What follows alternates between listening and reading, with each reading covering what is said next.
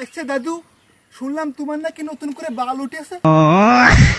এই বোধহয় বলটু, আমার বলে নতুন করে বাল উঠছে।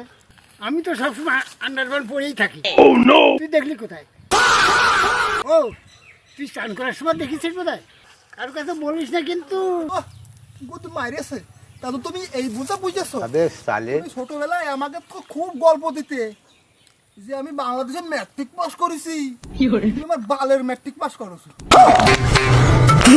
চুলের যে বাল কয় এই কোথায় তুমি জানো না, তুমি আমার বালের ম্যাট্রিক পাস করছো।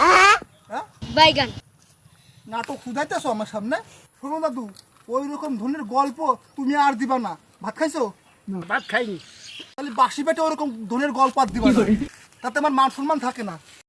गजब बेइज्जती है।